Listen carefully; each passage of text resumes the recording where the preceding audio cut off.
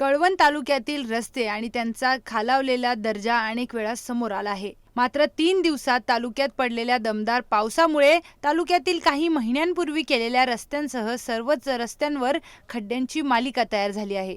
भ्रष्ट कमिशनखोर अधिकाऱ्यांचा निकृष्ट रस्ते कामाचा प्रताप तालुकाभर चर्चेचा विषय बनला आहे।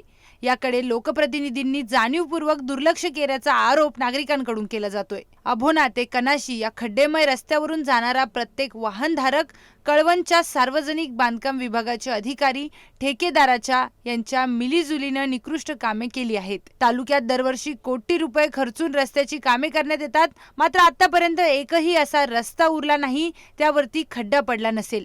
गेल्या 3 दिवसातील पावसाने या दर्जाहीन रस्ते कामाचा आरसा समोर आणला आहे। तालुक्यातील रस्त्यासाठी हजारो कोटी रुपये येतात, मात्र खड्डे जैसे ते आहेत। ह्याबाबत आपण काय बोलणार?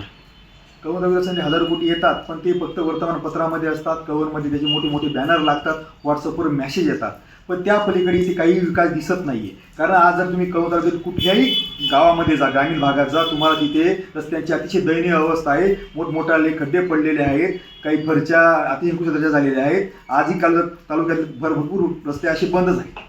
सध्या पाऊस पडतोय आणि सार्वजनिक बांधकाम विभागाचं पित्तळ उघडं पडलेलं आहे। बांधकाम विभागाचं पितळ उघडं पडल्यापेक्षा ठेकेदारांचं पितळ उघडं पडलं आहे। आणि त्या ठेकेदारांना हे पाठीशी घालणारे जे अधिकारी आहेत त्यांचं हे जास्त पितळ उघडं पडलेलं आहे। कारण हे याच्यात काही आर्थिक देवाणघेवाण आहे का यांची? काय यांना पाठीशी घातलं जात आहे? 2-2 महिन्याचे रस्ते जर खराब होत असतील तर मग यांचे काय काम? 3 दिवसाच्या पावसाने खराब झाले का हे रस्ते? रवींद्र आहेर, सुदर्शन मराठी, कळवण।